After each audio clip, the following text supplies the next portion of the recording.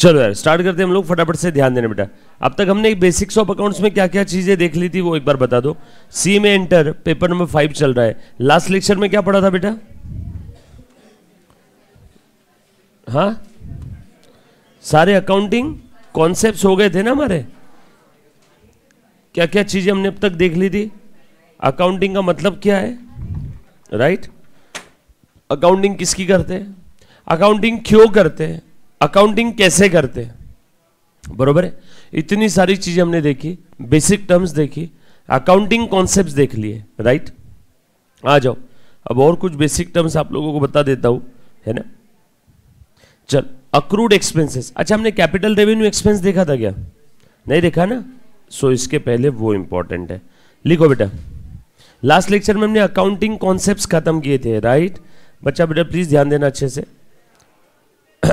आ जाओ, accounting concepts हमने देख लिए थे। नाउ आज लिख लो the most most most important, जिसके बगैर आपका पेपर कंप्लीट ही नहीं होता है। हर एग्जाम में इसके ऊपर मिनिमम 2 से 4 नंबर के क्वेश्चन पूछे जाते हैं। मोस्ट इंपॉर्टेंट, फाउंडेशन में भी इंपॉर्टेंट था और इंटर में भी है और फाइनल में भी है। Capital and revenue items, capital and revenue items, ध्यान देना। डन। आ जा मुन्ना, देख तो लिखो कैपिटल रेवेन्यू। कैपिटल में अगेन 2 चीजें, capital expenditure, capital receipt. Revenue में revenue expenditure and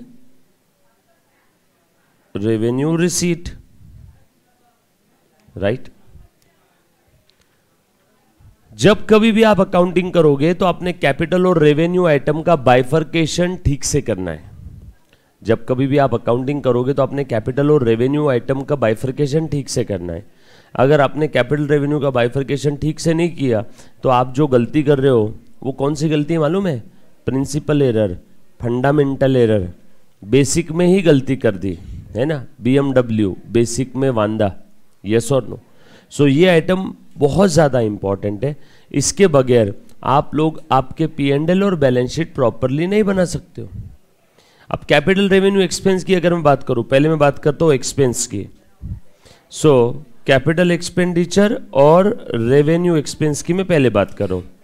Munna please ध्यान देना सभी ने, है ना? आ जाओ बेटा, चलो देखो तो, ध्यान दे दो। सो अगर मैं कैपिटल एक्सपेंडिचर की बात करूं तो आप सभी को मालूम है कैपिटल एक्सपेंडिचर क्या है। मुन्ना ध्यान देना, ऑनलाइन वाले बच्चे भी, आप पे भी उतना ही ध्यान है बेटा प्लीज, है ना? लेक्चर में अपने ध्यान पूरा देना है। एक सेकेंड ना,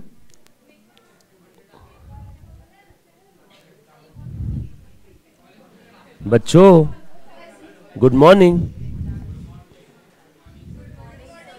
कैसे हो आप? अच्छे हो ना आप सब लोग? आप बोले ना अभी आप अच्छे हो, तो आप आपके बड़े बड़े भैया दीदी लोगों को पढ़ने दोगे ना अभी? Thank you. चलो आ जाओ, ध्यान देना बेटे सभी ने। प्यारे बच्चे यार, लाइफ हो तो ऐसी, कोई टेंशन नहीं। इनको पता भी नहीं कि आगे भविष्य में क्या आने वाला है, भविष्य में इनके रास्ते में क्या है। ये सोच रहे 12th, foundation, inter, final, yes qualified, पगार, बीवी, बच्चे, और इतने खुश है ना अभी। इनको जिंदगी के रंग समझ में आएगी आगे धीरे धीरे। चलो आजा बेटा, अच्छे ध्यान देना। सो कैपिटल एक्सपेंडिचर की अगर मैं बात करूं, मुन्ना प्लीज ध्यान दे, तो आप सभी को मालूम है कैपिटल एक्सपेंडिचर कौन कौन से है। चलो एक बार रिमाइंड करवाता हूं आपको, ध्यान देना। जैसे मैंने फर्नीचर परचेस किया, कैपिटल एक्सपेंडिचर। कार परचेस किया बिजनेस के लिए, कैपिटल एक्सपेंडिचर। बिल्डिंग परचेस किया, capital expenditure. Building already purchase किया था, 2 माले की बिल्डिंग थी, 2 फ्लोर, ग्राउंड फ्लोर और फर्स्ट फ्लोर। उस पर एक सेकेंड फ्लोर और बनाया, उस पर एक सेकेंड फ्लोर और बनाया, वो भी capital expenditure. Building already purchase किया हुआ था, उसको मैंने एक्सपांड किया। अब बताओ वो जो बिल्डिंग नाम की एसेट थी, उस एसेट की कैपेसिटी, कैपेबिलिटी या एफिशिएंसी या परफॉर्मेंस कुछ तो बढ़ा ना एक फ्लोर और बनाने की वजह से। 2 फ्लोर की बिल्डिंग थी, एक और फ्लोर बना दिया, उसकी कैपेसिटी बढ़ गई क्या? यस और नो? तो वो भी क्या हो गया? एक फ्लोर बनाने का खर्चा आपका कैपिटल एक्सपेंडिचर। यस और नो? सो अच्छे से ध्यान देना, आसान भाषा में सर सीधा सीधा बोल दो ना कि कैपिटल एक्सपेंडिचर से असेट पैदा होती है। जितने भी आपने एग्जांपल लिए वो सारे असेट ही तो है सर। बिल्डिंग, कार, बिल्डिंग और बनाई, सारी कैपिटल एक्सपेंडिचर की वजह से आप लोगों की असेट इंक्रीज होती है, या फिर बैलेंस शीट में असेट बढ़ती है। या तो आप नई असेट लेकर के आ रहे हो जिसका हमें लॉन्ग टर्म बेनिफिट है, या तो एग्जिस्टिंग असेट में कुछ तो ऐसा खर्चा करके उसे ऐसे मॉडिफाई कर रहे हो कि उस मॉडिफिकेशन का हमें लॉन्ग टर्म बेनिफिट है। बेस्ट एग्जांपल, 2 फ्लोर की बिल्डिंग थी, तीसरा फ्लोर बनाने के लिए 50 लाख का खर्चा आया, तो तीसरा फ्लोर बनाने का खर्चा भी कैपिटल एक्सपेंडिचर। फर्स्ट टाइम जब वो 2 फ्लोर की बिल्डिंग खरीदा होगा या तो बनाया होगा, वो भी कैपिटल एक्सपेंडिचर। बाइक परचेस किया, कैपिटल एक्सपेंडिचर। बाइक में ऑलरेडी सेल्फ स्टार्ट का बटन नहीं था, अब अलग से बटन लगवाया, कैपिटल एक्सपेंडिचर। बाइक को मॉडिफाई करवा दिया, बॉम्बे डीसी डिजाइन के पास लेके गया, बोला इसका हायाबुसा बना दे बाइक का, वो भी कैपिटल एक्सपेंडिचर। बाइक को सर्विस कर रहे हैं, मेंटेन कर रहे हैं, उसकी वजह से बाइक की कैपेसिटी, कैपेबिलिटी नहीं बढ़ती है सर, बढ़ती है सर्विसिंग की वजह से। बाइक यूज कर करके परफॉर्मेंस डाउन हो जाता है, तो सर्विसिंग की वजह से परफॉर्मेंस नॉर्मल लेवल पे आता है। नॉर्मल से ऊपर जाता है क्या? सर्विसिंग के पहले बाइक 180 सीसी की थी, सर्विसिंग के बाद क्या 350 सीसी की होती है क्या? नो। सर्विसिंग के पहले बाइक 2 सीटर थी, सर्विसिंग के बाद 3 सीटर हो जाती है क्या? नो। हम लोग बाइक यूज कर रहे हैं, बाइक खराब हो गई, परफॉर्मेंस डाउन हो गया, उसको रिपेयर किया, सर्विसिंग किया, मेंटेन किया, उससे उसका परफॉर्मेंस मेंटेन रहता है, नॉर्मल लेवल से ऊपर गया रहता, तो सर्विसिंग भी आज शायद कैपिटल एक्सपेंडिचर होता, बट सर्विसिंग ये कैपिटल एक्सपेंडिचर नहीं है, रिपेयर मेंटेनेंस ये कैपिटल एक्सपेंडिचर नहीं है। आसान भाषा में कैपिटल एक्सपेंडिचर का हमें लंबे समय तक बेनिफिट मिलता है, रेवेन्यू एक्सपेंस का हमें शॉर्ट टर्म बेनिफिट मिलता है। रेवेन्यू एक्सपेंस के एग्जांपल, बिजनेस में रेवेन्यू जनरेट करने के लिए हम लोग जो भी पेमेंट या आउटफ्लो कर रहे हैं जिसका हमें इमीडिएट बेनिफिट है, वो सारे क्या है? Revenue expense. आप आपकी नोट्स में जो भी मैंने लिखवा के दिया वो सब लिख रहे हो ना? वो आपकी नोट्स ही आपकी नैया पार लगाएगी, जो मैं आपको लिखवा के दे रहा हूँ, जो मैं आगे आपसे सॉल्व करवा के लूँगा। तो प्लीज़ उसको अच्छे से ध्यान रखना, सारी चीज़ें उसमें लिखना है as it is. So revenue expense की मैं अगर बात करूं तो बिजनेस में रेवेन्यू जनरेट करने के लिए हेल्प कर रहा है, बिजनेस को स्मूथली ऑपरेट करने के लिए हमें ये हेल्प कर रहा है। बेस्ट एग्जांपल रेवेन्यू एक्सपेंस का, सैलरी दे रहे हैं रेवेन्यू एक्सपेंस, ऑक्ट्राई दे रहे रेवेन्यू एक्सपेंस, वेजेस दे रहे revenue expense, telephone charges revenue expense. Sir सीधा सीधा बोलो ना, ट्रेडिंग P&L के जो भी आइटम है डेबिट साइड के खर्चे वाले सब रेवेन्यू एक्सपेंस है। हाँ, आपको रेवेन्यू जनरेशन में मदद कर रहे हैं, या बिजनेस को स्मूथली ऑपरेट करने में मदद कर रहे हैं, या बिजनेस को मेंटेन करने के लिए मदद कर रहे हैं। यस और नो? बट कैपिटल एक्सपेंडिचर से आपकी एसेट पैदा होती है, या एग्जिस्टिंग एसेट की कैपेसिटी, कैपेबिलिटी, इफिशिएंसी, परफॉर्मेंस बढ़ता है। कैपिटल एक्सपेंडिचर से या तो नई एसेट आएगी, या तो एसेट पैदा होगी, या तो एग्जिस्टिंग एसेट की कैपेसिटी, कैपेबिलिटी, इफिशिएंसी या परफॉर्मेंस बढ़ेगा।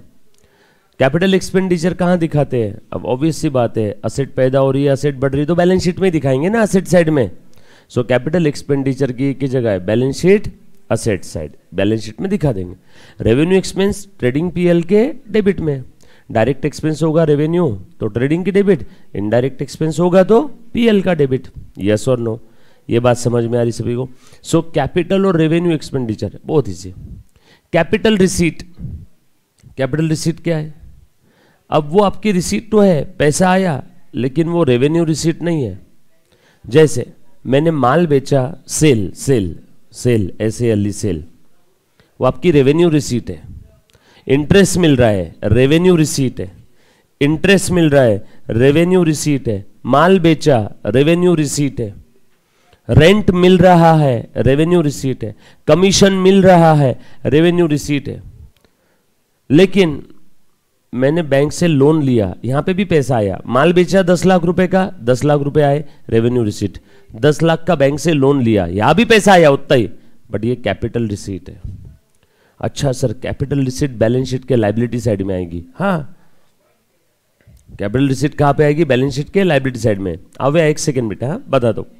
सो कैपिटल रिसीट, बैंक से लोन लिया, कैपिटल रिसीट। कोई कंपनी मार्केट में शेयर्स इशू कर रही है, कोई कंपनी मार्केट में शेयर्स इशू कर रही है, उससे जो पैसा आ रहा है वो भी कैपिटल रिसीट।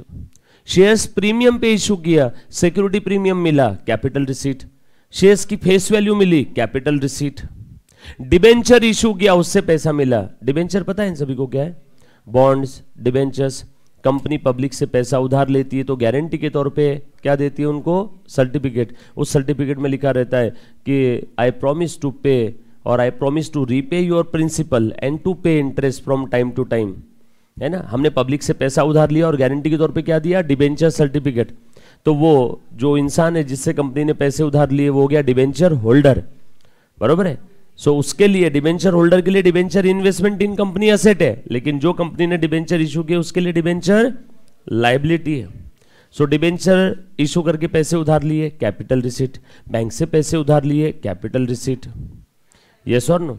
सो capital receipt basically balance sheet के लायबिलिटी साइड में, कैपिटल एक्सपेंडिचर बैलेंस शीट के असेट साइड में, रेवेन्यू रिसीट ट्रेडिंग पीएल के क्रेडिट में, रेवेन्यू एक्सपेंस ट्रेडिंग पीएल के डेबिट में। ये कुछ बातें समझ में आई आपको? आ जाओ थोड़ा सा और डिटेल डिस्कशन करता हूँ, मुन्ना प्लीज ध्यान देना। सो मैं अगर कैपिटल एक्सपेंडिचर की बात करूं, मुन्ना प्लीज ध्यान दे दे। सो कैपिटल एक्सपेंडिचर में लिख लो purchase of fix asset, purchase of fix asset, और एक्सपेंडिचर इनकर्ड टू इम्प्रूव, क्या बोला मैंने? टू इम्प्रूव द कैपेसिटी और कैपेबिलिटी और एफिशिएंसी और परफॉर्मेंस और प्रोडक्टिविटी।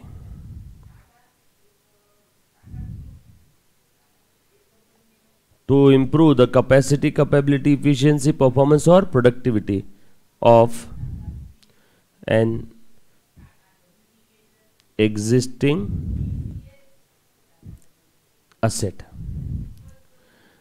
या तो नई एसेट खरीदना या तो expenditure incurred to improve the capacity, capability, efficiency, performance और productivity of an existing asset, of an existing asset। yes or no? इसका बेनिफिट कैसा है? Long term. कहां शो करते हैं? Treatment, balance sheet, asset side. Benefit कैसा है? Long term. कहां शो करते हैं? Balance sheet, asset side. इसके कुछ एग्जाम्पल लिख लो। Car purchased, comma, car modified,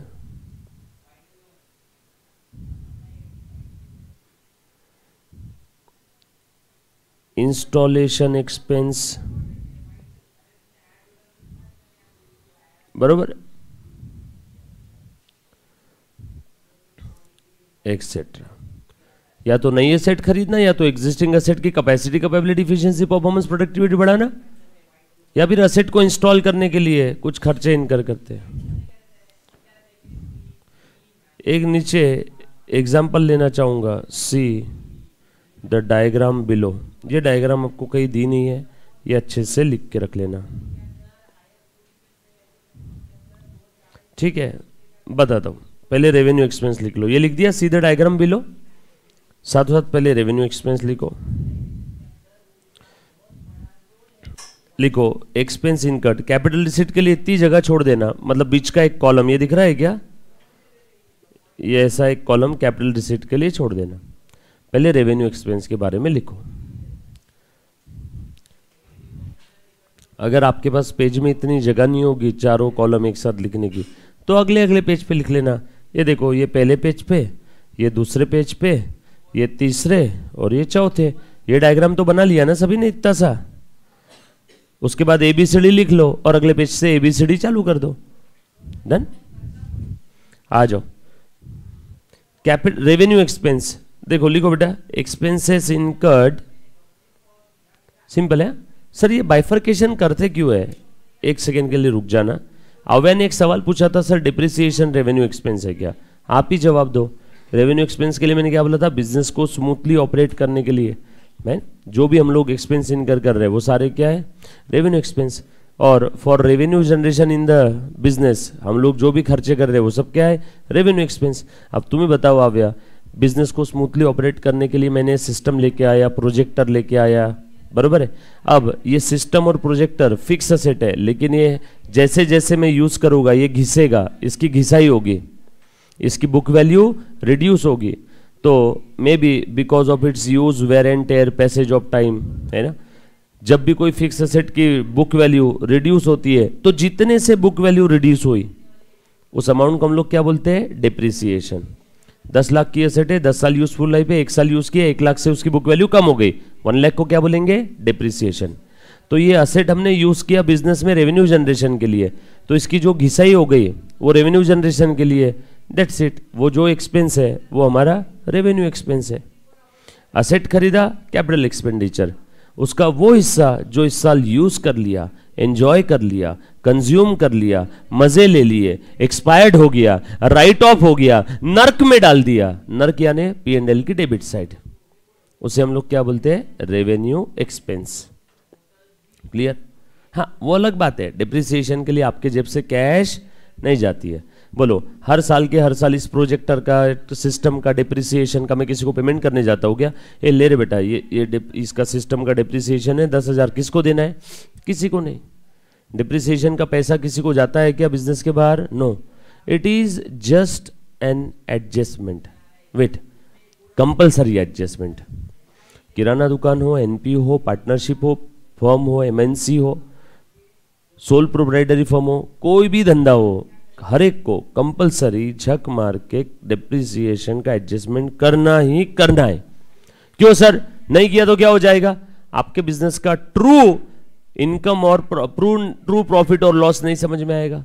आपके बिजनेस की ट्रू इनकम समझ में नहीं आएगी, क्योंकि ट्रू प्रॉफिट कब समझ में आता है? जब इनकम में से सारे एक्सपेंस माइनस करते हैं, और उन सारे एक्सपेंस में one of the expense depreciation है कि नहीं। तक सारे एक्सपेंस माइनस किए ऐसा बोला जाएगा क्या? और जब तक सारे एक्सपेंस माइनस नहीं होगे तब तक करेक्ट प्रॉफिट आएगा क्या? और डिप्रिसिएशन माइनस नहीं करोगे तो असेट में से डिप्रिसिएशन माइनस करके बैलेंस शीट के असेट साइड में आउटर कॉलम में जो फिगर आएगी वो करेक्ट रहेगी क्या? सो डिप्रिसिएशन माइनस नहीं किया तो आपकी बैलेंस शीट करेक्ट रहेगी क्या? और जब बैलेंस शीट ही करेक्ट नहीं है तो आपकी फिनेंशियल पोजीशन करेक्ट आएगी क्या? सो देखो कितना जरूरी है डिप्रिसिएशन का इफेक्ट देना। एक सिंपल सा अपना डेली लाइफ का एग्जांपल देता हूँ। आपने कभी कार किराए से ली है? कार रेंट पे लिया होगा ना, कार रेंट पे कहीं जाते होंगे फैमिली वाले सब ट्रिप पे, तो कार भाड़े से किराए से ले लेते हैं। तो कार वाला आपको रेट लगाता है 15 रुपए पर किलोमीटर, बट उसके गाड़ी का माइलेज देखना 8 रुपए पर किलोमीटर चलती होगी, बट ऊपर आपने उससे 7 रुपए उसने आपसे और लिए। अगर आपकी खुद की कार होती तो आपको 7-8 रुपए 10 रुपए किलोमीटर पड़ता। पेट्रोल डालो चलाओ, फिर उसने ऊपर का किस चीज का लिया? डिप्रिसिएशन है, घिसाई है, मेंटेनेंस है, और थोड़ा बहुत उसका प्रॉफिट मार्जिन है। यस और नो?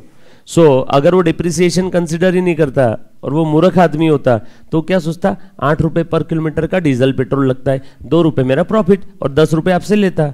बताओ, अल्टीमेटली वो लॉस में रहता at the end of the year. क्यों? क्योंकि उसने डिप्रिसिएशन कंसिडर किए बगैर ही कॉस्ट कैलकुलेट की, प्रॉफिट ऐड किया और सेल प्राइस आपको बता दिया। गलत है कि नहीं? सो जब तक आप डिप्रिसिएशन को कंसिडर नहीं करोगे आपकी करेक्ट कॉस्ट ऑफ सर्विस और कॉस्ट ऑफ प्रोडक्शन भी नहीं आएगा। सर्विस कार रेंट वाला एग्जांपल, प्रोडक्शन, अब बताओ ये प्रोडक्ट बनाया है कंपनी ने, इसमें सारे खर्चे लगे। ये प्रोडक्ट जिस मशीन में लगा उस मशीन की जो घिसाई हो गई, वो घिसाई की कॉस्ट भी कहीं ना कहीं इसके सेल प्राइस में आपने पे किया है ना कंपनी को। यस और नो? तो करेक्ट कॉस्ट ऑफ प्रोडक्शन समझेगा क्या डिप्रिसिएशन नहीं लगाए तो? और मैन्युफैक्चरिंग कंपनी में तो डिप्रिसिएशन तूफान रहता है, करोड़ों रुपए में। 100 करोड़ की मशीनरी है, 15% का रेट है, 1 साल का डिप्रिसिएशन कितना हो गया? 15 करोड़ रुपए। सोचो अगर आपने 15 करोड़ की कॉस्ट ही कंसिडर नहीं किया तो आपकी जो टोटल कॉस्ट आ रही है, आपका जो कॉस्ट ऑफ प्रोडक्शन आ रहा है, वो करेक्ट रहेगा क्या? यस और नो? बचपन में कॉस्ट शीट देखा है? कॉस्ट शीट के अंदर में इनडायरेक्ट एक्सपेंसेस ओवरहेड देखिए है? ओवरहेड्स के अंदर में डिप्रिसिएशन आता है कि नहीं आता है? ऑब्वियसली आता है। Factory overheads, factory overhead, indirect expenses, है ना? क्योंकि देखो डायरेक्ट मटेरियल, इनडायरेक्ट मटेरियल समझ में आ गया। प्रोडक्ट बनाने के लिए जो प्लास्टिक लगा, डायरेक्ट मटेरियल। ये प्रोडक्ट बनने के बाद इसकी जो घिसाई हुई होगी, घिसाई पॉलिश पेपर से किया, पॉलिश पेपर फेंक दिया। पॉलिश पेपर की कॉस्ट डायरेक्टली इस पे आइडेंटिफाई कर सकता हूँ क्या? नो। बट इसमें लगी है क्या? हाँ, इनडायरेक्ट मटेरियल, बरोबर है। डायरेक्ट एक्सपेंस, जो प्रोडक्शन लाइन पे काम कर रहा था लेबर, डायरेक्ट लेबर। जो फैक्ट्री का सुपरवाइजर, क्लीनर, वॉशर था, वो डायरेक्टली प्रोडक्ट पे काम कर रहा था क्या? No, indirect labour. फिर उसके बाद डायरेक्ट एक्सपेंसेस। डायरेक्ट एक्सपेंसेस, आपने इस प्रोडक्ट को बनाने के बाद ये लेबलिंग करने बाहर दे दिया, उसने बोला एक प्रोडक्ट के लिए लूंगा 2 रुपए। डायरेक्टली हम लोग आइडेंटिफाई कर सकते हैं एक प्रोडक्ट के लिए 2 रुपए। और इनडायरेक्ट एक्सपेंस सबसे बड़ा ब्रैकेट है, फैक्ट्री की लाइट, इलेक्ट्रिसिटी, है ना, फैक्ट्री मशीनरी का डिप्रिसिएशन, फैक्ट्री का रेंट, अगर भाड़े की बिल्डिंग होगी तो, खुद की होगी तो डिप्रिसिएशन, वो सब इनडायरेक्ट एक्सपेंस में आता है, फैक्ट्री ओवरहेड्स में।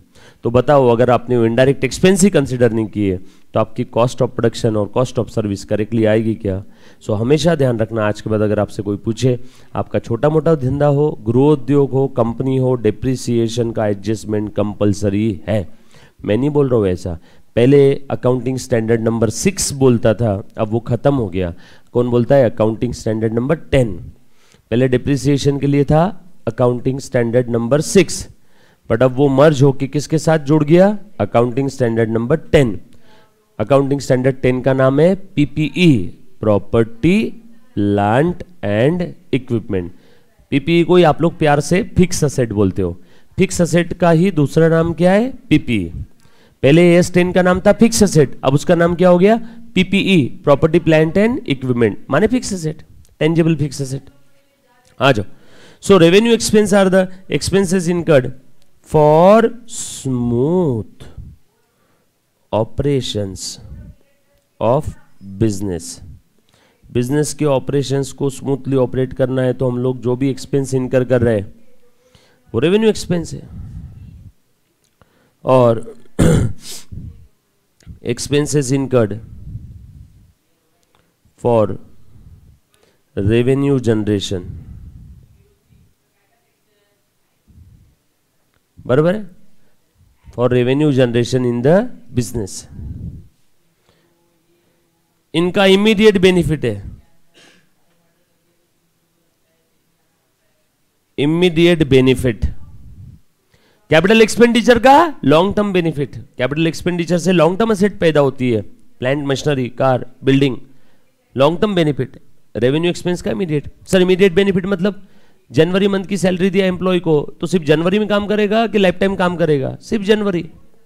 फरवरी मंथ का सैलरी दिया तो सिर्फ फरवरी। देखो शॉर्ट टर्म बेनिफिट है, इमीडिएट बेनिफिट है। मेरी कार को रिपेयर करवाया, सर्विसिंग करवाया, तो इस बार के रिपेयर सर्विसिंग का बिल इस बार दे दिया, अगली बार का अगली बार देंगे। तो ये जो भी पेमेंट्स है इनका बेनिफिट कैसे मिलता है? इमीडिएट और शॉर्ट टर्म बेनिफिट। और लिख लो, और short term benefit.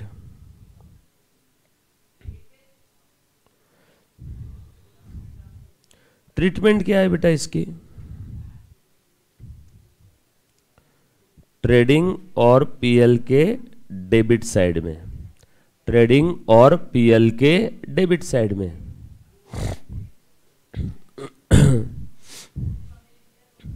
Example, repairs and servicing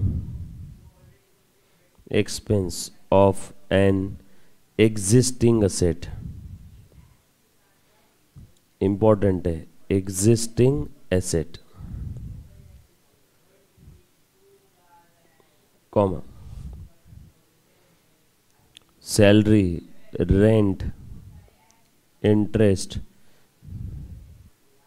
comma, depreciation, comma, annual white wash, Diwali की दिवाली जो साफ सफाई करवाते हैं बिल्डिंग की, है ना,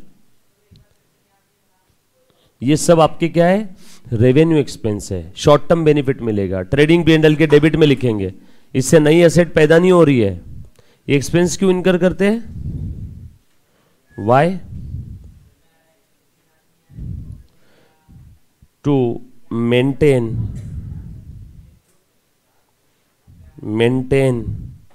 the productivity of an asset or business. ये क्यों इनकर करते capital expenditure, Y,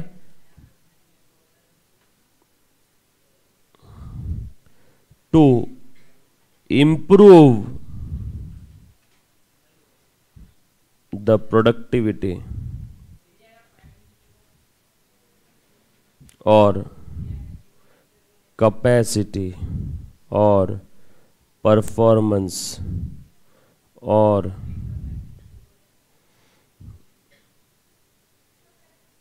capability etc. of an asset और बिजनेस. ये किस चीज के लिए बेटा, टू इंप्रूव, ये टू मेंटेन. दोनों में फर्क समझ में आया कि सभी को? सो आपको बोला है कि बिजनेस के अंदर में कोई एक्सपेंस इनकर किया, उससे बिजनेस की या कोई पर्टिकुलर एसेट की capacity, capability, efficiency, performance maintain हो रही है. कौन सा खर्चा है, रेवेन्यू एक्सपेंस. मेंटेन वर्ड बोला. इंप्रूव हो रही है, कैपिटल एक्सपेंडिचर. यस और नो? फर्क समझना, एक वर्ड के कारण पूरा आपका आंसर चेंज हो जाएगा. आ जाओ. कैपिटल रिसीट क्या है बेटा? सबसे पहले एग्जाम्पल लिखो, लोन टेकन. देखो कैपिटल और रेवेन्यू रिसीट एक साथ बता देता हूं. Example, sales, interest received, commission received. Interest और कमीशन पे किया रहता तो रेवेन्यू एक्सपेंस, इंटरेस्ट और कमीशन मिल रहा है तो रेवेन्यू रिसीट. मुन्ना प्लीज ध्यान देना, मेरे पास एक मुर्गी है, मुर्गी अंडा देती है रोज, तो अंडा बेच रहा हूं रोज, पैसे कमा रहा हूं, रेवेन्यू रिसीट. एक दिन मुर्गी ही बेच दिया, कैपिटल रिसीट. बरोबर है क्या? माल बेच के पैसा कमा रहा हूं, रेवेन्यू रिसीट. माल, पैसा कमाने का जो सोर्स था वो सोर्स ही मैंने बेच दिया, है ना, सोर्स ही मैंने बेच दिया, तो वो क्या हो गया मेरे लिए, कैपिटल रिसीट. सोर्स बेचना is one of the example of capital receipt. और भी बहुत सारे एग्जाम्पल है कैपिटल रिसीट के. फिक्स असेट सेल कर दिया, कैपिटल रिसीट. बरोबर है क्या? प्लांट एंड मशीनरी सेल किया, पैसा आया, कैपिटल रिसीट. माल बेचा, गुड्स बेचा, पैसा आया, revenue receipt. So capital asset बेच के कैपिटल रिसीट होती है, माल बेच के रेवेन्यू रिसीट होती है, सर्विसेज दे के रेवेन्यू रिसीट होती है. यस और नो? ये बस समझ में. एक और एग्जांपल लिख लो, कैपिटल, इसमें कोई ऐसा समझाने जैसा नहीं है. Capital asset sold, loan taken, shares issued, debentures और बॉन्ड इशूड, डिबेंचर्स और bonds issued, security premium received. ये सब आपकी क्या है, capital receipt. Treatment balance sheet के लायबिलिटी साइड में, अगर कुछ अलग से दिया नहीं है तो ट्रीटमेंट कहाँ जाएगी, बैलेंस शीट के लायबिलिटी साइड में.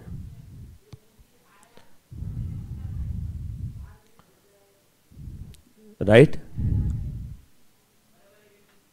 डन? सब लोग प्लीज साथ में रहना बेटा. चलो आगे.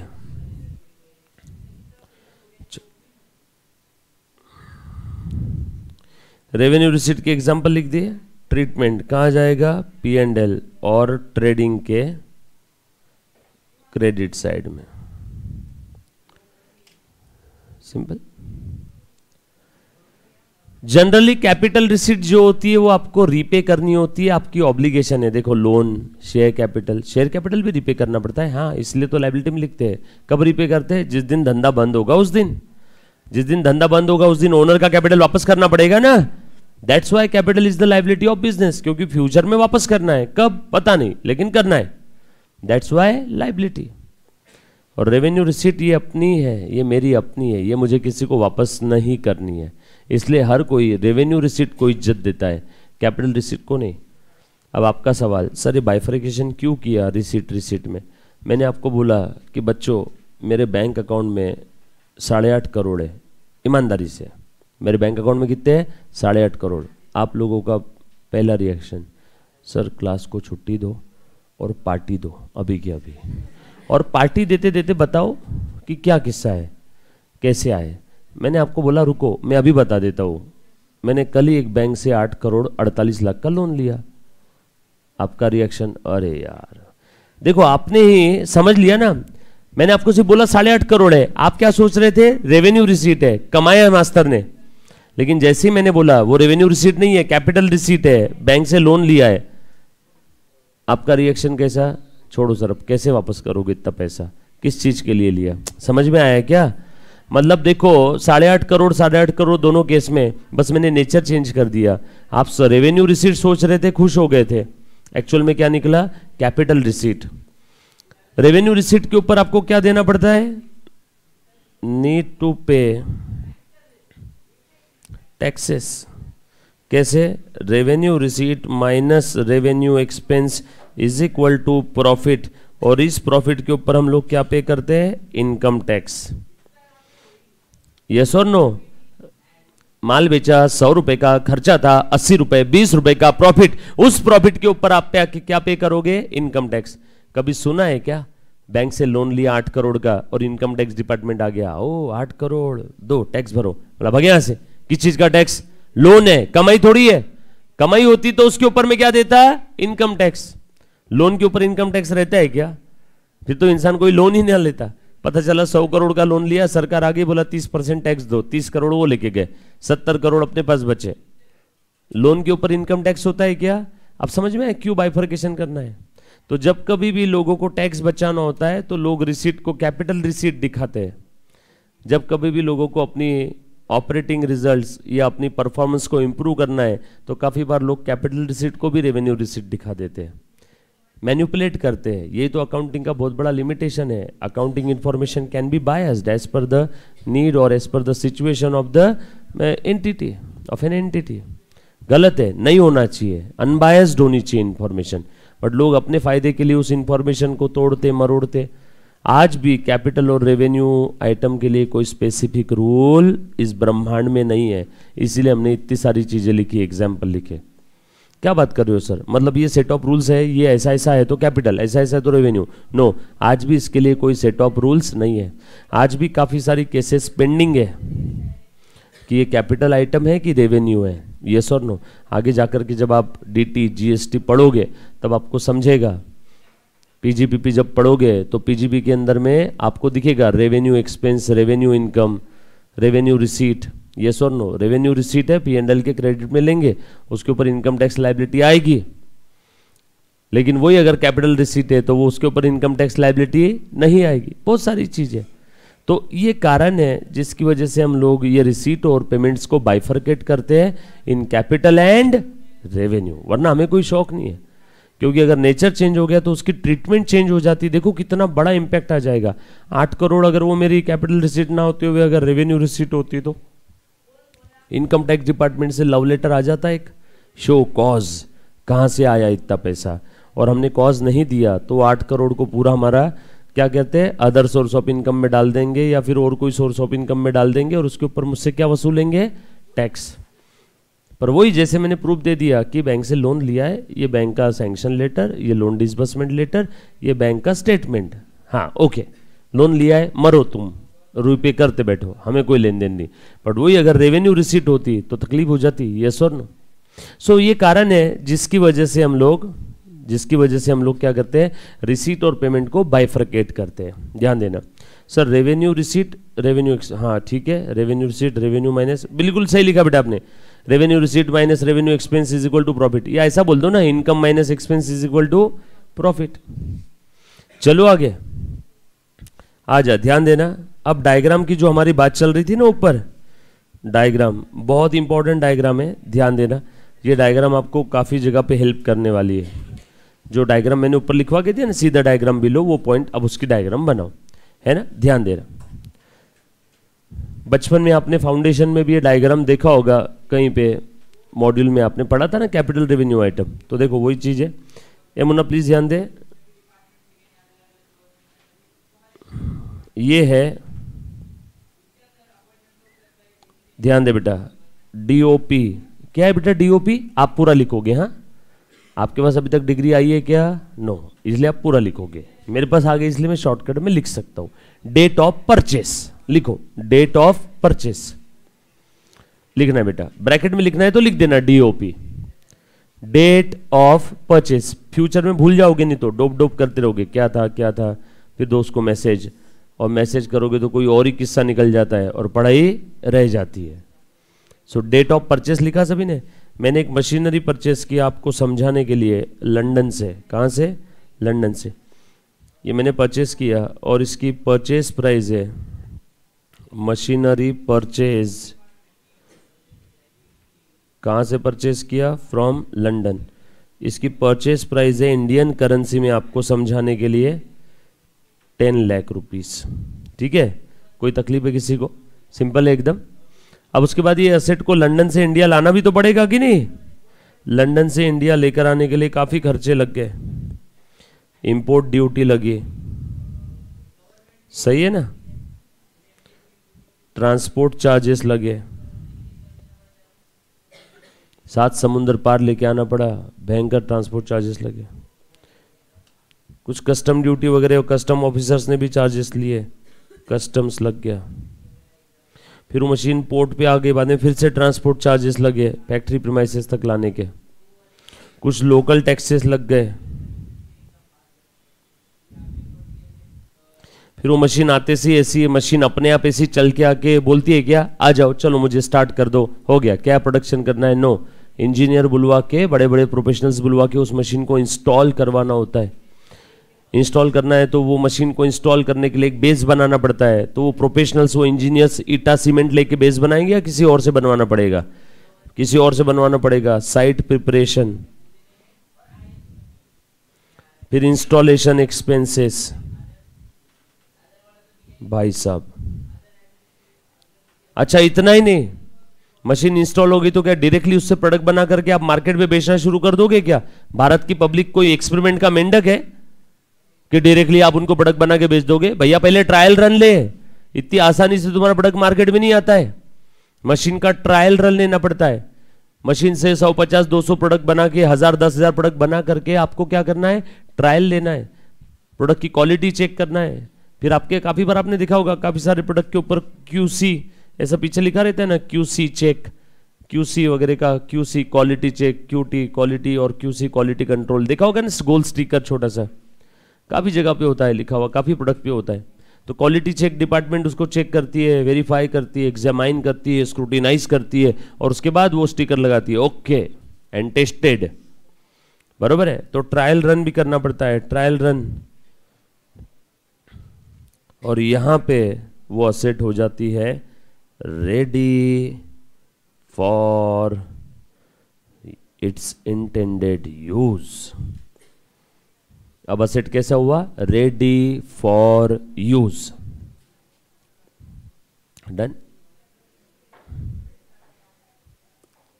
क्लियर? अब ध्यान देना अच्छे से, ध्यान देना बेटा। सो अब असेट खरीदने से लेके रेडी फॉर यूज करने तक ऑल नेसेसरी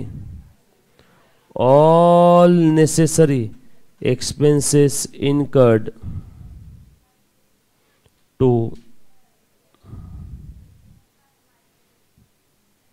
make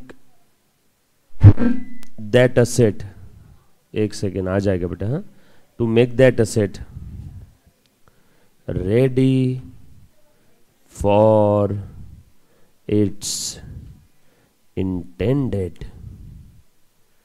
use. क्या बोला मैंने?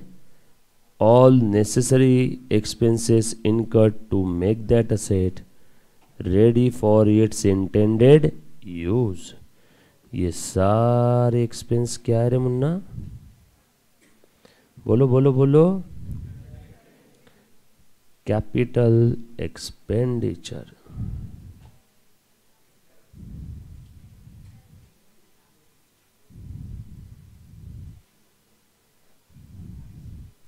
असेट को उसके इंटेंडेड, जो आपका इंटेंशन था असेट को यूज करने का, उस इंटेंडेड यूज के लिए रेडी फॉर यूज करने तक जो भी नेसेसरी एक्सपेंस इनकर किए वो सारे के सारे कैपिटल है. अब ब्रह्मांड का कोई भी एग्जांपल आ गया तो आप इस डायग्राम को अप्लाई करके उसका जवाब दे सकते हो. असेट खरीदने से लेके रेडी फॉर यूज करने तक, हाँ बेटा, असेट खरीदने से लेके रेडी फॉर यूज करने तक, असेट खरीदने से लेके रेडी फॉर यूज करने तक, all necessary expense incur to make that ready for its intended use are all capital expenditure. आग बंद करके. नहीं तो काफी बार बच्चे सोचते हैं सर ट्रांसपोर्ट चार्जेस तो रेवेन्यू है. हाँ होता है, ट्रांसपोर्ट चार्जेस रेवेन्यू एक्सपेंस ही होता है, बट यहां पे ट्रांसपोर्ट चार्जेस क्या है? Capital expenditure. ये ट्रांसपोर्ट चार्जेस माल बेचने के लिए किया हुआ है कि कैपिटल असेट को लाने के लिए? कैपिटल असेट को लाने के लिए. इसीलिए जब भी आप आइटम का कैपिटल है कि रेवेन्यू है, जब ये डिसाइड करते हो ना, तो आपको उस पेमेंट का पर्पस भी सोचना पड़ता है. मतलब जब आप डिसाइड करते हो ना कोई आइटम कैपिटल है कि रेवेन्यू है, तो आपके बैक ऑफ द माइंड में आप वो एक्सपेंस किस पर्पस के लिए कर रहे हो, वो पर्पस भी बहुत ज्यादा इंपॉर्टेंट है. चलो अभी चेक करवा देता हूं, है ना. प्लीज ध्यान देना. आप मस्त पैकी क्वालिफाइड प्रोफेशनल बन गए. सीएमए इंटर का बैच चल रहा है exclusively for CMA inter paper 5. Please ध्यान देना. आप सीएमए बन गए, आपको अच्छा पैकेज मिला, आपने एक फ्लैट परचेस किया, शानदार lavish 3 BHK with roof top, terrace, jacuzzi, swimming pool सब है फ्लैट के अंदर, 1.5 करोड़ रुपए का, है ना. और उसी फ्लैट से आप आपका ऑफिस भी मैनेज कर रहे हो और आप रह भी रहे हो. तो उस फ्लैट का उतना हिस्सा जितना आप ऑफिस के लिए यूज करोगे उतना तो आप ऑफिस के बैलेंस शीट में एसेट साइड में दिखाओगे ना. तो वो जो आपने फ्लैट परचेस किया 1.5 करोड़ का, उसमें से 50 लाख वाला जो उतना एक प्रोपोर्शनेट एरिया है वो आप ऑफिस के लिए यूज कर रहे हो, तो 50 लाख या 1.5 करोड़ आपके लिए कौन सा खर्चा है? रेवेन्यू है capital? Capital expenditure. Common sense. Asset आ गई ना, कैपिटल एक्सपेंडिचर है, वो आपके लिए कैपिटल आइटम है. लेकिन जिस बिल्डर ने वो फ्लैट बेचा, उस बिल्डर के लिए वो 1.5 करोड़ की जो रिसीट है वो कैपिटल रिसीट है या रेवेन्यू रिसीट है? रेवेन्यू. उसके लिए तो रोजमर्रा की जिंदगी का यही काम है. उसके लिए वो फ्लैट एक तुच्छ गुड्स है, आपके लिए वो फ्लैट जिंदगी है. उसके लिए वो एक गुड्स है, सेल ऑफ गुड्स है ना उसके लिए. तो उसके लिए वो क्या हो जाएगा? Revenue receipt. आप लोगों के लिए वो कैपिटल एक्सपेंडिचर. देखो 1.5 करोड़ जरूरी नहीं है कि देने वाले के लिए कैपिटल एक्सपेंडिचर है तो लेने वाले के लिए भी कैपिटल रिसीट रहेगा. नो, देने वाले के लिए नेचर क्या था? कैपिटल. लेने वाले का नेचर क्या था? रेवेन्यू. इसीलिए एंटिटी भी आपको सोचना है. एंटिटी कौन है? एंटिटी आप हो तो आपके लिए वो कैपिटल आइटम है. एंटिटी बिल्डर है तो बिल्डर के लिए वो रेवेन्यू है. पर्पस भी सोचना है. ट्रांसपोर्ट चार्जेस बस इतना ही बोला है, बाकी कुछ नहीं बोला. तो आप क्या अज्यूम करते हो? ट्रांसपोर्ट चार्जेस माल लाने के लिए या माल बेचने के लिए इनकर किया होगा तो रेवेन्यू एक्सपेंस है. लेकिन वही अगर मैंने आपको बोल दिया ट्रांसपोर्ट चार्जेस कैपिटल असेट को लाने के लिए इनकर किया, आप क्या बोलोगे? Capital expense. सेम आइटम है बट आपका जवाब हर बार अलग अलग आ रहा है. कुछ ये बात समझ में आई आप लोगों को? अरे बोलो हाँ. क्लियर? पक्का? किसी बच्चे को इसमें कोई डाउट? सो पर्पस, एंटिटी कौन है, वो सारी चीजें आपके बैक ऑफ द माइंड में होनी चाहिए क्या कैपिटल रेवेन्यू आइटम डिसाइड करते समय? यस और नो? जैसे ट्रांसपोर्ट चार्जेस अलग अलग समय पे उसका नेचर अलग अलग है. असेट को खरीदने से लेकर रेडी फॉर यूज करने तक के बीच का transport charges capital expenditure. Other बाकी ट्रांसपोर्ट चार्जेस अगर कुछ है, उस असेट से हमने माल बनाया और वो माल बेचने के लिए, काफी बार है ना आपने एसी परचेस किया तो दुकानदार एसी घर पे फिट करने तक का पैसा आपसे बोलता है कि ये पूरा उसका पैसा है. तो दुकानदार ने आपके घर पे एसी भेजा होगा टेम्पो से, तो टेम्पो का जो चार्जेस है वो ट्रांसपोर्ट चार्जेस दुकानदार के लिए कौन सा खर्चा है? रेवेन्यू. बरोबर है क्या? लेकिन दुकानदार ने वो एसी का कंसाइनमेंट बुलवाया होगा कहीं से, तो उस समय जो ट्रांसपोर्ट चार्जेस किए, इनकर उसने जो किए, वो भी उसके लिए रेवेन्यू एक्सपेंस है, लेकिन वो एसी की कॉस्ट में उसने ऐड कर दिए। या फिर अगर दुकानदार ने ऐसा बोल दिया कि भैया वो एसी मेरे शॉप से ले जाने का खर्चा आपका, एसी 50,000 का, और उस एसी को आपको दुकानदार के यहां से लेकर के आके घर पे इंस्टॉल करने के लिए लग गए और 5,000, तो आप क्या बोलोगे? एसी कितने का हो गया? 55,000 का। बराबर है क्या? एसी खरीदने से लेके आपके ऑफिस में एसी फिट करने तक 50,000 का एसी, 3,000 का ट्रांसपोर्ट और 2,000 का इंस्टॉलेशन वाले ने ले लिया। तो अब आप आपके बुक्स में बैलेंस शीट में वो एसी कितने पे कैपिटलाइज करोगे? 55 पे। क्यों? क्योंकि ये सारा कैपिटल एक्सपेंडिचर है, और कैपिटल एक्सपेंडिचर की एक ही मंजिल है, capital expenditure, capital expenditure, capital expenditure need to be capitalize in the value of that particular asset। Capitalize करने का मतलब होता है ऐड कर देना। बरोबर है क्या? कैपिटलाइज करना है मतलब उस असेट के वैल्यू में ऐड कर देना। जैसे 50,000 का एसी लाया, 5,000 का खर्चा, अब एसी की वैल्यू में कितने ऐड कर दिए? 5। तो ये ऐड करने की प्रोसेस को टेक्निकली बोलते हैं कैपिटलाइजेशन ऑफ कैपिटल एक्सपेंडिचर। ये ऐड करने की प्रोसेस को बोलते हैं capitalization of capital expenditure, right? अब ध्यान देना, असेट रेडी फॉर यूज करने तक का all necessary expense will be the capital expenditure. Yes और नो? अब यहां से असेट की लाइफ शुरू हो गई, असेट की लाइफ शुरू हो गई। अब हमने कोई असेट पे एक्सपेंस इनकर किए, आपको समझाने के लिए, है ना, आपको समझाने के लिए। Repairs, maintenance, servicing. अच्छा, मैंने जो ये लिस्ट दिया ना एग्जाम्पल्स, ये एग्जाम्पल्स है, इसमें और भी खर्चे आ सकते हैं। हाँ, ये सिर्फ एग्जाम्पल है, ये एक्सक्लूसिव लिस्ट नहीं है, ये इंक्लूसिव है। इसमें और भी आइटम इंक्लूड हो सकते हैं क्या? यस। एक्सक्लूसिव नहीं है, एक्सक्लूसिव मतलब बस इतना ही, इसके अलावा बाकी सब एक्सक्लूड कर देंगे। और इंक्लूसिव मतलब ये प्लस इसके जैसे और भी। तो ये सेंटेंस ध्यान रखना। क्या ध्यान रखना? ये सेंटेंस, ठीक है? चल आ जाओ, ध्यान देना बेटा। Repair, maintenance, servicing, annual white wash,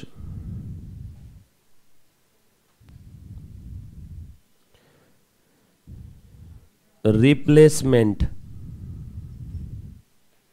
of worn out part. कोई पार्ट खराब हो गया, उसे रिप्लेस किया। एक मशीनरी है, उसमें 2 लाख रुपए का एक पार्ट खराब हो गया, उसे रिप्लेस किया। कौन सा खर्चा? Revenue expense. बता दो कैसे, 2 मिनट लिख लेना पहले, एक्सेट्रा। अब during the life of the asset, during the life of asset, आप जब भी असेट पे कोई एक्सपेंस इनकर करते हो तो यहां पे आपने उस असेट से सवाल पूछना है। एक, हे असेट बता, क्या बिकॉज ऑफ दिस एक्सपेंस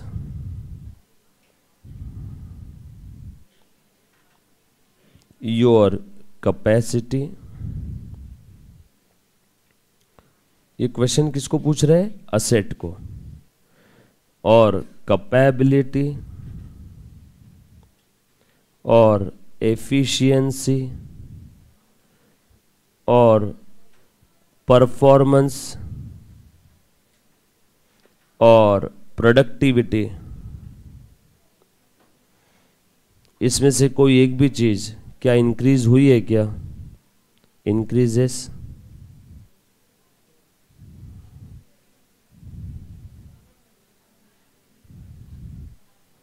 अगर इसका जवाब आता है यस,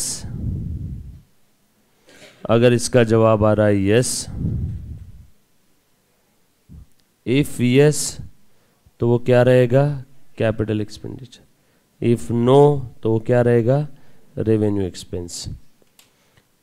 अच्छा, ये सवाल कब पूछना है? रेडी फॉर यूज के पहले या बाद? बाद। रेडी फॉर यूज के पहले कोई सवाल नहीं पूछना है, direct decision. All necessary expense incur to bring that asset और to make that asset ready for its intended use, आंख बंद करके सारे के सारे कैपिटल एक्सपेंडिचर। लेकिन during the life of the asset, अगर आप असेट पे कोई एक्सपेंस इनकर करते हो तो वहां पे आपने असेट से सवाल पूछना है, रुक, ड्यूरिंग द लाइफ है, रेडी फॉर यूज के बाद है, रुक जा, हे असेट बता क्या इस खर्चे की वजह से कैपेसिटी, कैपेबिलिटी, एफिशिएंसी, परफॉर्मेंस या प्रोडक्टिविटी, पांचों में से कोई एक भी चीज अगर बढ़ती है, इसलिए बीच में और लिखा है, पांचों में से कोई एक भी चीज अगर बढ़ती है और उसका जवाब अगर यस आ रहा है, असेट ने बोला हाँ मेरी कैपेसिटी बढ़ गई, मुझे अच्छा फील हो रहा है, यस इंप्रूव्ड, तो जा, ये खर्चा कैपिटल एक्सपेंडिचर। सर एग्जांपल देना, आपने एक बाइक परचेस किया और उस बाइक के अंदर में पहले किक थी, सेल्फ स्टार्ट था ही नहीं, अब सेल्फ स्टार्ट का आपने अलग से बटन लगवाया, पहले था ही नहीं, बोलो कैपेसिटी बढ़ गई? हाँ, ऑलरेडी सेल्फ स्टार्ट का बटन था, खराब हो गया, परफॉर्मेंस डाउन, उसको रिप्लेस करवाया, क्या कैपेसिटी बढ़ी? नो, बटन ऑलरेडी था, खराब हो गया, परफॉर्मेंस डाउन, रिप्लेस करवाया तो परफॉर्मेंस नॉर्मल लेवल पे आया। तो इस केस में रिप्लेसमेंट ऑफ द पार्ट कौन सा खर्चा हो गया? Revenue expense. असेट को मैंने मॉडिफाई करवाया, इसकी वजह से capacity, capability, efficiency, performance, productivity increase, yes, capital expenditure, yes और नो? ये बात समझ आई क्या? बच्चों का पेज पे जगह नहीं होगी ना आगे लिखने के लिए, थोड़ा सा तिरछा करके लिख लो, बारीक लिख लो, नीचे लिख लो, ऐसा लिख लो ना। एक काम करो, आखिर पेज पे जगह नहीं है ना, रेडी फॉर यूज तक की डायग्राम ऊपर बना लो, ये देखो, ये इतनी डायग्राम ऊपर बना लो, ये रेडी फॉर यूज है, और ये वाली डायग्राम अगले पेज पे बना लो, ये during the life of the asset है ना? सोचो तो हर चीज है, सोचो, रास्ते निकलेंगे। डन? क्लियर है? सो असेट को जो सवाल पूछना है वो रेडी फॉर यूज के बाद पूछना है। असेट को जो सवाल पूछना है कब पूछना है बेटा? रेडी फॉर यूज के बाद, कि हे असेट बता क्या इस खर्चे की वजह से तेरी capacity, capability, efficiency, performance increase हो रहा है? यस। तू क्या है? कैपिटल। नहीं हो रहा है? रेवेन्यू। अब मैं आपसे कुछ सवाल पूछूं, पक्का? आ जाओ, पहला सवाल, हाँ, आपके दिलो दिमाग में ये डायग्राम होनी चाहिए।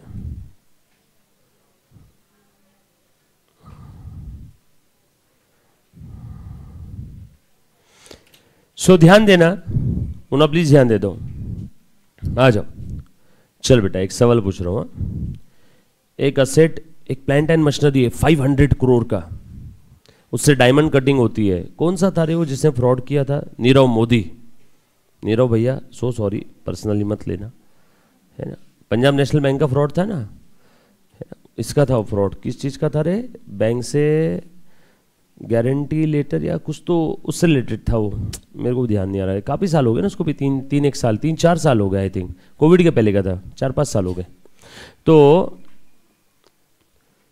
उन्होंने डायमंड कटिंग के लिए एक मशीन लेके आई और ऐश्वर्या राय बच्चन को भी बुलाया, इनॉग्रेशन रखा बहुत बड़ा, मशीन बुलवाई, मशीन आ गई 100 करोड़ की, इनॉग्रेशन का खर्चा हुआ 2 करोड़ रुपए, ऐश्वर्या राय ने फीस लिया 1 करोड़ रुपए। वो मशीन को रेडी फॉर यूज़ के पहले या मशीन को स्टार्ट करने के लिए उसने बोला भैया ऐश्वर्या बटन दबाएगी तभी मशीन चालू करेंगे। ऐश्वर्या आई, रेडी फॉर यूज़ मशीन है एकदम, रिबिन काट किया और वहाँ से वो असेट यूज़ करना शुरू किया। 100 करोड़ का मशीन था, 2 करोड़ का इनॉग्रेशन का खर्चा हो गया, 2 करोड़ इंस्टॉलेशन का खर्चा हुआ, 1 करोड़ ऐश्वर्या ने लिया। मेरा आपसे छोटा सा सवाल है, कैपिटल एक्सपेंडिचर कितना है? परचेज प्राइस 100 करोड़, इनॉग्रेशन का खर्चा 2 करोड़, इंस्टॉलेशन का खर्चा 2 करोड़, ऐश्वर्या राय बच्चन ने लिया 1 करोड़, और ऐश्वर्या ने रिबिन काटी, उसके बाद वो असेट एक्चुअली यूज़ करना शुरू कर दिया हमने। मेरा आपसे सवाल है, इस स्टोरी के अंदर में कैपिटल एक्सपेंडिचर कितना है? मैं 4 ऑप्शन दे देता हूँ, 100, 104, 102, 105। चलो, किसका किसका कहना है 100 करोड़? एक भी नहीं। किसका कहना है 104 करोड़? 104 करोड़, 4 बच्चे। किसका कहना है 102 करोड़, एक दो दो बच्चे। किसका कहना है 105 करोड़, 105 करोड़, एक दो तीन चार पाँच छः सात आठ नौ 10 11 12 13 14 15 16 17 18 19 20 21 22 23 24 25 बच्चे। ये 0 स्टूडेंट है ना, बरोबर है। अब देखो मैं एक लाइव एग्जांपल दे रहा हूँ। ICMI का रिजल्ट कितना परसेंट आता है जनरली? 25 और 2 27 4 30 स्टूडेंट्स बैठे हैं, ये 2 बच्चे पास हो गए। समझे क्या रिजल्ट कम आने की वजह क्या है? तो ये फेल फेल वजह समझे ना, ऐसी हो। ये मैंने आपको डायरेक्टली साक्षात्कार करवाया कि गलतियां कहाँ होती है। आपने मेरे शब्दों की तरफ ध्यान ही नहीं दिया। आप लोग अभी भी इसको बीकॉम की तरह ले रहे हैं हल्के में। मैंने स्टार मार्क करके रखा था क्या? Double all necessary. Aishwarya Rai के हाथ से बटन दबवाना नेसेसरी है क्या? इनॉग्रेशन नेसेसरी है क्या? ये नेसेसरी है और इंस्टॉलेशन नेसेसरी है। So correct answer is 102। कुछ बात समझ में आ रही क्या? मैंने क्या बोला? ऑल, इसलिए यहां पे लिख करके दिया था कि ये इंपॉर्टेंट है। एक एक शब्द की तरफ ध्यान देना है। जो भी लिखवा के दे रहा हो, ऐसा नहीं किसी कुछ तो भी लिखवा ना बोल के लिखवा के दे रहा हो आपको। हर चीज के ऊपर सालों से मैं काम कर रहा हूं और वही जो सालों से काम कर रहा हूं वही आपके सामने लिखवा के दे रहा हूं। जब मैं लिखवा रहा हूं तो मैं इसको मीन करता हूं। ये चीज के ऊपर तपस्या है, वही आपको लिखवा के दे रहा हूं। तो आप एक एक शब्दों की तरफ ध्यान दो। नेसेसरी एक्सपेंस नहीं है इनॉग्रेशन। उसके बाद ऐश्वर्या राय को बुलवाया, इनॉग्रेशन नहीं है। फिर तो क्या है? 10 लाख रुपए की असेट है। सलमान खान को बुलाया, उसने बोला 1 करोड़ का चार्जेस लूंगा। तो क्या वो असेट में बैलेंस शीट में 1 करोड़ 10 लाख की दिखाऊं? 10 लाख की असेट। फिर तो मुझे अगर असेट को बड़ा चढ़ा के दिखाना है, एक बार सेलिब्रिटी को बुलवा दिया, 10 लाख की असेट 50 लाख की दिखा दो। 40 लाख सेलिब्रिटी, 10 लाख की असेट। जबरदस्ती आप आपकी बैलेंस शीट की असेट साइड को ओवरस्टेट कर रहे हो, बड़ा चढ़ा के दिखा रहे हो। प्रूडेंस कॉन्सेप्ट हर्ट हो जाएगा, नहीं कर सकते आप ऐसे। यस और नो? प्रूडेंस कॉन्सेप्ट देखा था ना हमने, फिर क्यों नहीं याद रहा आपको? ये नेसेसरी वर्ड क्यों नहीं ध्यान रहा? पहला दूसरा ही वर्ड है नेसेसरी एक्सपेंस। आपने बोलना चाहिए था sir inauguration is not necessary, Aishwarya Rai Bachchan not necessary. तो वो जो भी खर्चा है, यस और नो, वो सब आपका क्या रहेगा? वो रेवेन्यू बोल दो। सर इतना सारा पैसा लिया, इसको रेवेन्यू कैसे बोले? ठीक है, डेफर्ड रेवेन्यू बोल दो। अब आपका सवाल, सर डेफर्ड रेवेन्यू क्या? रेवेन्यू एक्सपेंस ही है बट हेवी, हेवी बहुत ज्यादा। तो हम लोग क्या करते हैं? उसको मैचिंग कॉन्सेप्ट को मद्देनजर रखते हुए उसको over the period of time bifurcate कर देते हैं। अब ये जो मैंने 2 करोड़ और ये 1 करोड़ 3 करोड़ का खर्चा किया, इसको रेवेन्यू नहीं बोल सकता हूं तो डेफर्ड रेवेन्यू बोल दो। और आने वाले कितने साल के P&L में इसको दिखा दो आपको समझाने के लिए। 3 साल के P&L में, हर साल एक एक एक। अब इस साल P&L में 1 दिखाया तो बोलो बचा कितना? 2। तो बैलेंस शीट के असेट साइड में 2 करोड़ कैरी फॉरवर्ड करो। सर असेट साइड में क्यों लिखा? क्योंकि भैया 3 करोड़ में से इस साल कितना दिखाया? 1। तो बचाओ 2 करोड़ क्या छाती पे लेके जाओ क्या? बचे 2 करोड़ को मुझे कहां लेके जाना है? नेक्स्ट ईयर में। और नेक्स्ट ईयर में जाने वाली बस का नाम क्या है? Balance sheet. बिजनेस में अजर अमर जो नेक्स्ट ईयर कैरी फॉरवर्ड होता है वो बैलेंस शीट ही है। Trading P&L next year transfer होते हैं क्या कभी? ट्रेडिंग P&L टेम्पररी है, मरने वाले हैं हर साल के आखिरी में। इसलिए ट्रेडिंग P&L मर के अपना अंश कहां छोड़ जाते हैं? सर मरने की बात चल रही है और मारने की बात चल रही है। मालिक तुम सुन लो एक बार, मरने मारने की बात चली रही, इंसान आ गया। देखो नहीं नहीं सर मारना किसी को नहीं है। ट्रेडिंग और P&L अकाउंट टेम्पररी, हम बोल रहे थे मर जाते हैं हर बार। नहीं नहीं सर बस क्या, तुम्हारे रहते हुए अपने कोई तकलीफ दे सकता है क्या? इसके 2 मीनिंग है। मैंने अच्छे वाले मीनिंग में बोला, मैंने अच्छे वाले मीनिंग में बोला एकदम। सर कोई तकलीफ नहीं है, एकदम जीवन बहुत अच्छा है।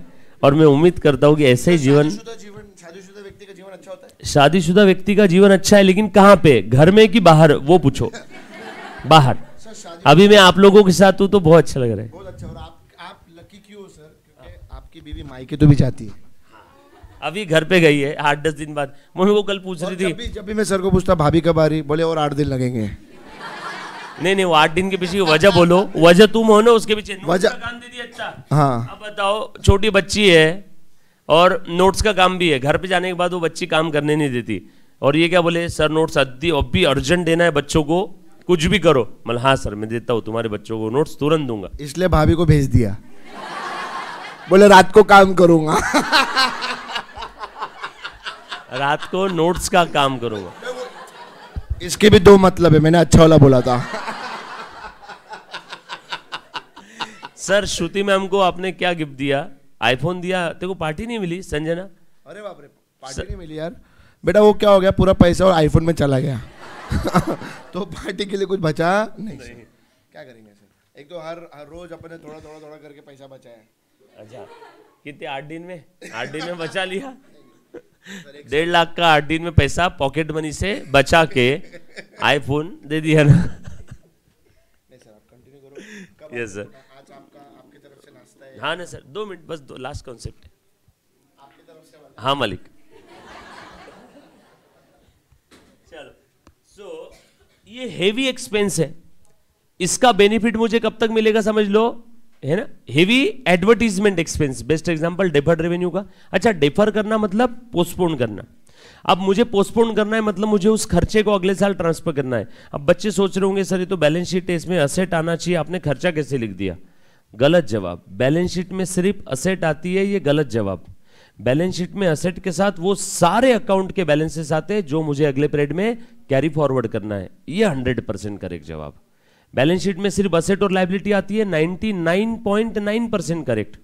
बैलेंस शीट में असेट लायबिलिटी के अलावा वो सारे बैलेंसेस आते हैं जो मुझे अगले पीरियड में ट्रांसफर करना है, क्योंकि अगले पीरियड में बैलेंस शीट के अलावा कुछ जाता ही नहीं है। बिजनेस में अजर अमर गोइंग कंसर्न बैलेंस शीट है। बिजनेस को अगर मारना है तो बैलेंस शीट को मारो। धूम 3 आमिर खान, उसका जुड़वा भाई बैंक को पत्थर मारते, बैंक मरेगा क्या? नो। फिर उन्होंने बैंक की बैलेंस शीट को मारना शुरू कर दिया असेट चुरा के, बैंक मर जाता है। यस और नो? सो बैलेंस शीट को मारना है। बिजनेस में अजर अमर बैलेंस शीट है, बैलेंस शीट अगले साल कैरी फॉरवर्ड होती है। तो ये 3 करोड़ में से 1 करोड़ इस बार खर्चा दिखा दिया तो बचा कितना? 2। अगले साल ले जाना है तो कहां पे? बैलेंस शीट में। ये 1 करोड़ और खर्चा दिखा दिया तो बचा कितना? और 1। फिर और यहां पे ये 1 दिखा दिया, बचा कितना? 0। समझ में आए? सो कहने का मतलब क्या है, ये आपका रेवेन्यू एक्सपेंस है। या तो रेवेन्यू एक्सपेंस बोल दो, पूरा इसी साल में खर्चे में डाल दो, या तो डेफर्ड रेवेन्यू बोलो, उसे डेफर करो। Defer means to postpone. देखो ये मैंने पोस्टपोन किया, ये पोस्टपोन किया, दिख रहा है क्या? अगले साल ट्रांसफर किया। खैर छोड़ो, बात डेफर्ड रेवेन्यू एक्सपेंस की नहीं चल रही है, डेफर्ड रेवेन्यू आगे वापस आने वाला है। सो मुन्ना प्लीज ध्यान दे देना, नेसेसरी वर्ड बहुत इंपॉर्टेंट है। एक छोटा सा सवाल और पूछ रहा हूं। मैंने एक लैंड परचेस किया, लैंड परचेस करने के लिए लॉयर को फीस पे किया, है ना, एग्रीमेंट वगैरह जो ड्राफ्ट करते हैं, फीस लॉयर की। लैंड था 10 लाख का, फीस थी उसकी 50,000 रुपये। बोलो कैपिटल एक्सपेंडिचर कितना है लैंड के लिए? है ना, 10 लाख का लैंड परचेस किया, लॉयर को एग्रीमेंट फीस और लीगल टाइटल वगैरह चेक करने के लिए मैंने उसको पैसे दिए 50,000 रुपये। बोलो कैपिटल एक्सपेंडिचर कितना है? 10 लाख, 10,50,000। करेक्ट, 10,50,000। ये नेसेसरी है, एग्रीमेंट नेसेसरी है। बगैर एग्रीमेंट के होगा क्या? बगैर लीगल टाइटल सर्च सीजर की आप ऐसी लैंड खरीद लोगे क्या? It is necessary. बगैर सर्च के, बगैर लीगल टाइटल सर्च किए, बगैर एग्रीमेंट की आपकी खरीदी होने वाली है क्या? No, necessary expense. लैंड मैंने खरीद लिया, 10,50,000 रुपये लग गए, कैपिटल एक्सपेंडिचर। आपने बोला बिल्कुल सही है। लैंड खरीदने के बाद ये बच्ची ने मेरे ऊपर केस ठोक दिया, बोली वो लैंड मेरी है। मैं फिर से सेम लॉयर के पास गया, सेम लैंड के लिए, बोला इसने मेरे ऊपर केस ठोका है, तू उस केस को डिफेंड कर, प्रूफ कर कि वो लैंड मेरी है, लीगल टाइटल मेरे पास है, क्लियर टाइटल मेरे पास है। अभी भी वो लॉयर ने 50,000 ही लिए। बोलो अब वो 50,000 कौन सा खर्चा है? Very good, revenue. वो लैंड को हासिल करने का खर्चा है या उस लैंड को अब मेरे पास टाइटल मेंटेन करने का खर्चा है? मेंटेन। हासिल करने के लिए पहले जो 50,000 दिए capital expenditure, to defend the suit, है ना, वो आपका मेंटेनेंस का खर्चा है, वो रेवेन्यू एक्सपेंस है। बरोबर है? क्लियर है? यहां तक किसी बच्चों को कोई डाउट? सो आज के बाद कैपिटल रेवेन्यू के अंदर में कोई तकलीफ आएगी? आज जो बताया 4 नंबर हर एग्जाम में, जब से CMA इंस्टीट्यूट में अकाउंट सब्जेक्ट आया है, जब से पैदा हुई तब से हर एग्जाम में कैपिटल रेवेन्यू के ऊपर क्वेश्चन आते ही आते हैं। और रियल लाइफ में भी आपको एक कॉन्सेप्ट बहुत ज़्यादा काम का है। डन। इतना कह के आज के छोटू से 2 शब्द में समाप्त करता हूँ। डन। हर दिन सोचता हूँ यार कि आज 1 घंटे में छोड़ दूंगा, बट अपना समय पता ही नहीं चलता किधर जाता है। ठीक है। अच्छा, आप लोगों का रिजल्ट अभी तक आया नहीं ना? कोई तारीख वगैरह आई है? ठीक है, चलने दो। चलो, थैंक यू वेरी मच यार, love you all, take care, bye bye bye.